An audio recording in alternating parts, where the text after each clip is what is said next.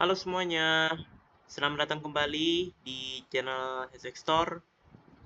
Nah, jadi di video kali ini kita akan lanjutkan kembali pembelajaran kita tentang konsep Object Oriented Programming.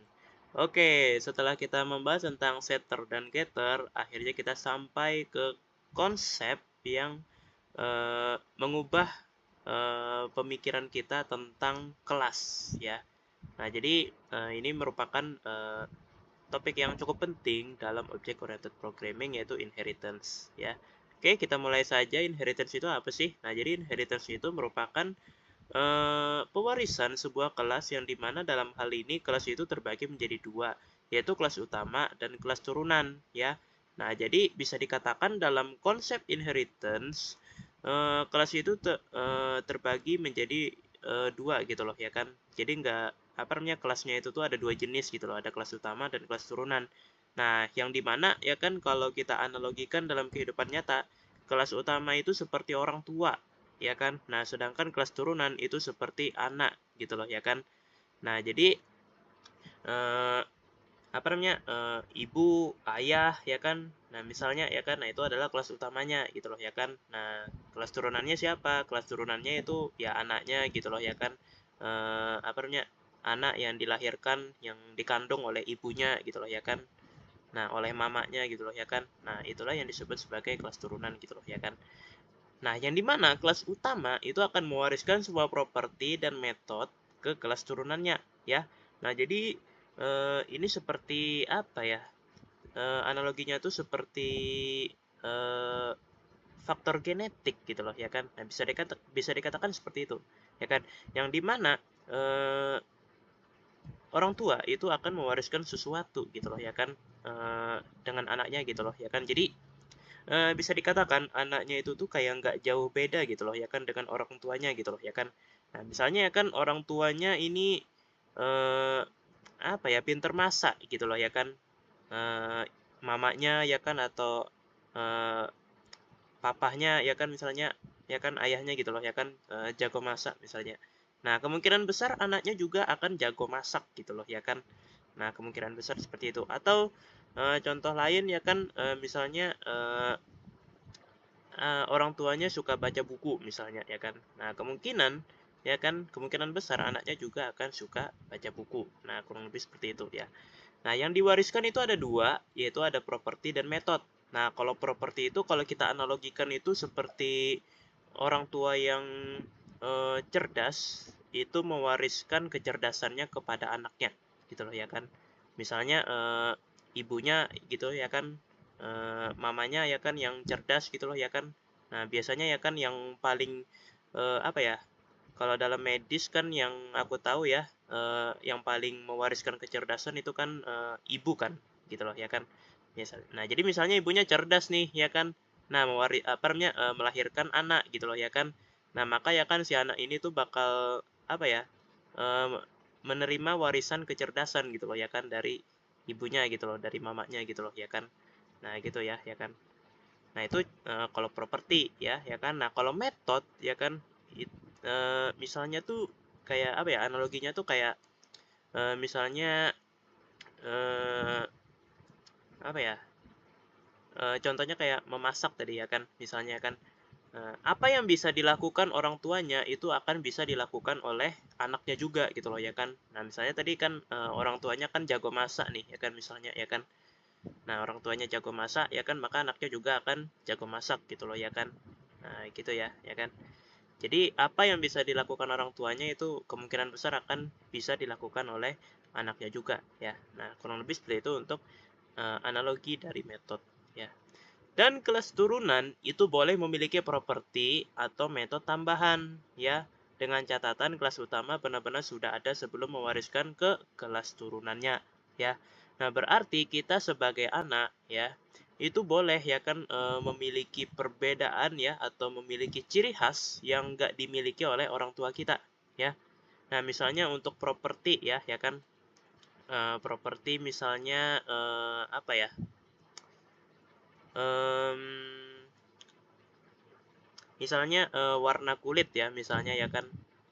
Tapi mungkin kalau warna kulit agak agak sensitif, mungkin kita kasih contoh apa ya? tinggi badan misalnya ya. Nah, misalnya orang tua kita itu apa namanya? Tinggi badannya itu sekian gitu loh ya kan. Nah, gitu ya kan. Misalnya ya kan. Nah, akan tetapi ya kan kita ya kan tinggi badannya itu beda gitu loh ya kan dengan orang tua kita. Akan tetapi itu propertinya sama ya. Ya kan? Propertinya itu sama kan, ya kan? Cuma beda nilai aja gitu loh, ya kan? Oke, mungkin kita kasih contoh lain ya kan? Apa ya kira-kira? Eh, apa ya? Yang mencerminkan kita itu punya properti tambahan gitu loh, ya kan? Eh, apa ya?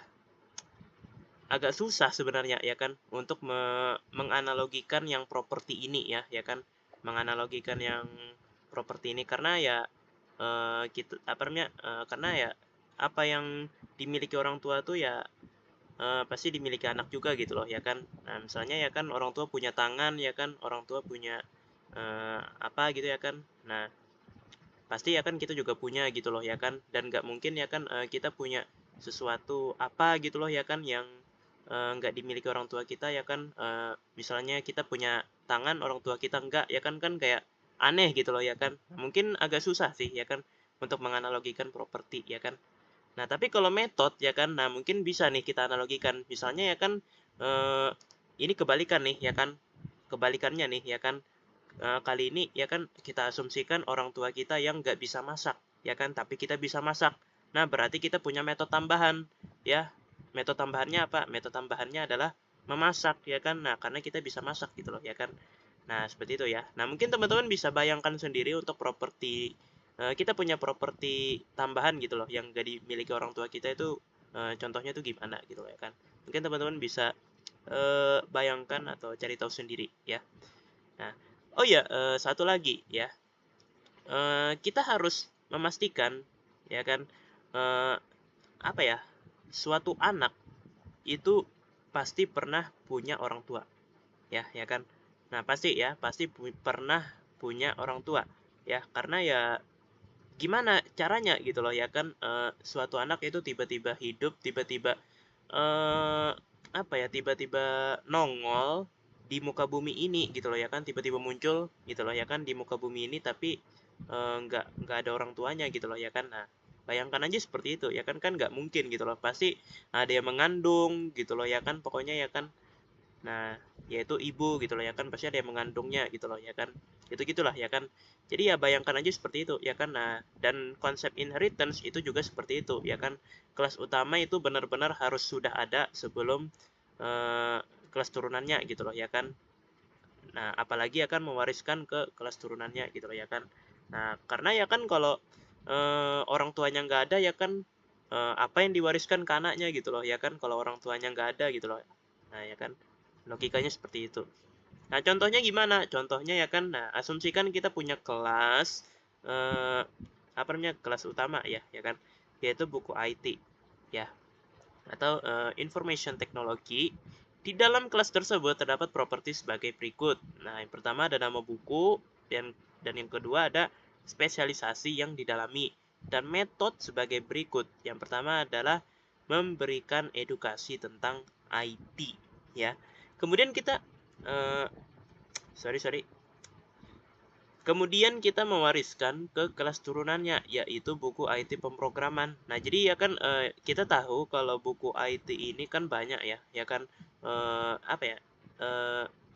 IT itu kan luas gitu loh, ya kan nggak apa namanya, nggak melulu tentang coding gitu loh ya kan, tapi ada juga tentang teknisi gitu loh ya kan, jaringan ya kan, dan perangkat keras lah ya kan, pokoknya ya kan nggak melulu tentang coding gitu loh ya kan. Nah, sehingga ya kan kalau kita bikin kelas berupa buku IT itu rasanya terlalu general gitu loh ya kan. Mungkin kita bisa bikin kelas yang lebih spesifik, yaitu buku IT pemrograman yang lebih spesifik ya kan. Nah, dan kita ingin menambahkan properti baru berupa bahasa pemrograman yang dipelajari ya kan, dan metode baru berupa melatih kemampuan coding, sehingga kelas turunannya yaitu buku IT pemrograman memiliki data sebagai berikut. Nah, yang pertama propertinya nih ya kan. Nah, properti yang pertama itu nama buku, spesialisasi yang didalami. Nah, itu diwariskan dari kelas utamanya yaitu buku IT ya. Nah, ada nama buku dan spesialisasi yang didalami. Nah, ini dia ya kan. 2 ya kan sudah ya kan diwariskan. Nah, kemudian ya kan kelas turunannya ini itu menambah satu properti lagi nih yang nggak ada di buku IT nih ya kan, yang nggak ada di kelas utamanya ya kan. Nah, yaitu bahasa pemrograman yang dipelajari. Nah, ada nggak di sini bahasa pemrograman yang dipelajari? Nggak ada ya kan. Nah, gitu ya. Jadi ini sesuai dengan prinsip yang kita sebutkan sebelumnya, kalau kelas turunan itu boleh memiliki sesuatu yang nggak dimiliki oleh kelas utamanya gitu ya kan. Nah, metode pun juga sama nih ya kan. Yang pertama ya kan, ini memberikan edukasi tentang IT, ini kan sudah kita peroleh dari pewarisan metode dari kelas utamanya yang ini nih, memberikan edukasi tentang IT. Nah, kemudian kita punya metode baru yang nggak ada di sini, yang nggak ada di kelas utama gitu loh ya kan, yaitu melatih kemampuan coding gitu loh ya kan. Nah, ada nggak di sini melatih kemampuan coding? Nggak ada ya kan. Nah, jadi ya kan kita menambah satu metode baru ya kan, yang nggak ada di kelas utama kita ya. Dan oh ya, ini sedikit catatan ya kan, kalau satu kelas utama itu bisa memiliki lebih dari satu kelas turunan ya kan. Nah, ini sebagaimana kita kita sebagai orang tua ya kan, misalnya pengen punya anak 2 misalnya ya kan. Nah, gitu ya kan, atau pengen punya anak 3, 4, 5 dan seterusnya lah ya kan. Nah, jadi intinya nggak harus satu doang gitu loh ya kan. Ya kan, kita sebagai orang tua nggak wajib punya anak tuh satu doang gitu loh ya kan, maksimal gitu loh ya kan. Melainkan boleh gitu loh ya kan, kita pengen punya anak 2 ya kan misalnya ya kan. Nah, itu boleh gitu loh ya kan. Lebih dari satu tuh boleh gitu loh ya kan. Nah, jadi kurang lebih seperti itu. Oke, jadi aku rasa segitu saja pembahasan kita tentang inheritance ya. Semoga dapat dipahami ya. Oke, tak lupa aku ucapkan terima kasih kepada teman-teman sekalian yang sudah mau menonton video ini sampai selesai ya. Dan yap, sampai jumpa lagi di video-video berikutnya. Dadah!